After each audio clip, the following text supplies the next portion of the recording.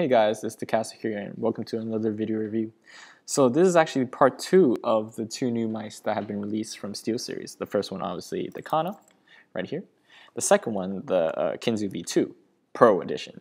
If you count the Kinzu V2, that would technically be 3 new mice that Steelseries have released, but I will only count it as 2 because the Kinzu V2 and the V2 Pro are effectively the same thing. So first of all, the Kinzu V2, in the sense, it is the same exact mouse as the Kinzu that they released like 2-3 years ago. And actually, Kinzu was one of the first mice that I did a review on.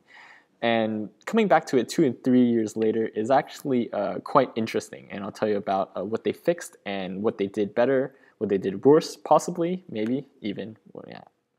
So this is the V2 Pro Edition. So what's the difference between the Pro Edition and the normal edition? Nothing really. Basically, only decoding. And that's basically the difference between this and the original Kinzu as well.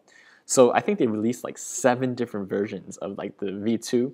The V2 has like 3 different versions: the red, this, silver, and the black. The Pro Edition has these 3 colors, and the V2 has like a red, has an orange, original matte surface, a couple other things. Yeah. So first, going into the build quality of it, as we can see now, we have a full cover shot of the Kinzu V2 Pro Edition in silver. The surface really feels slightly glossy, not as glossy as the Kana, but still very slightly glossy, smooth kind of feeling, and it feels very nice. It's a very nice feeling. I actually prefer this kind of feeling over maybe like some of the Razer matte surfaces. Like, this is just personal preference, right? Second, we have the scroll wheel, and the scroll wheel actually incorporates not that of the Zai or the Kana or the Sensei, incorporates that of, I can't even remember the original Kinzu, but it reminded me of the Ikari optical scroll wheel. And it's one of the more comfortable scroll wheels that I think are out there in the gaming market. One, I should just, the rant, I hate the G400 scroll wheel, sorry, but I really like the IE3 one. Anyways. So next we have the logo, Steelseries logo back here, which is just underneath. It's nothing much. It's quite nice. And obviously we have the bottom of the mouse, and it's quite standard. We've seen this with Kinzu, the Zai, the Kana, everything. The Steelseries, all the mice that Steelseries have produced. So now going on to the firmware and the performance and the supposed acceleration problem that they've been experiencing. So as I've said before in my previous Kana video, the sensor actually uses the same exact sensor as the Kana. Sorry, it's a new sensor. It's like the Pixar Art something sensor. And apparently the sensor was jumping. It was not a very good sensor. People didn't have like a crappy time with it.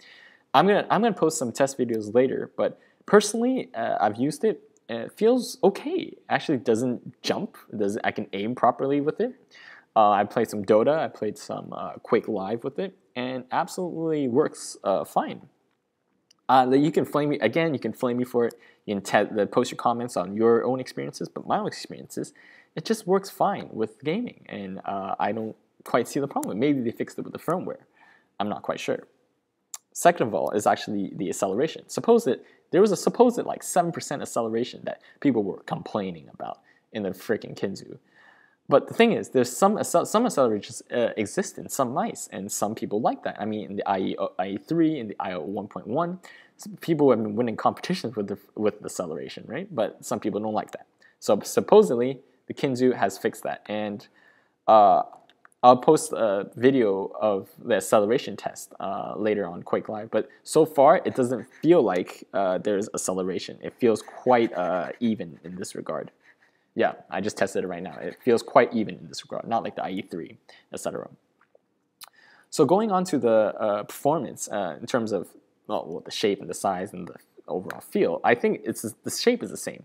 But for some reason, it allows me to really, in RTS games, because my hands are relatively big, and this is a relatively small mouse, like if you can see my hand compared to the mouse, it allows me to flick better, even though like I didn't like it before. I feel it okay right now because I can flick better through RTS when I'm claw gripping like this. You can see how I'm holding it. I'm claw gripping like this. and I can click. I seem to click units better in my FPS when I'm playing FPS. For some reason, the sensor feels smoother than in Kana. Like, as weird as it sounds, it's supposedly the same sensor. The sensor feels smoother in FPS games, which is really weird. Really here, I'll try to use my Kana. Sensor feels slightly smoother.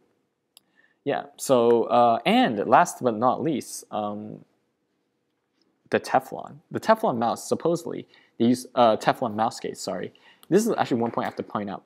They did actually seem to use Teflon mouse gates. It feels like Teflon, not like the Kana mouse gates, which are kind of made of plastic, so I'm kind of disappointed. Last but not least is the liftoff distance as well. In terms of performance. Because it does use the same sensor as the Kana, the liftoff distance is slightly higher than normal. It feels akin to that of the Death Adder.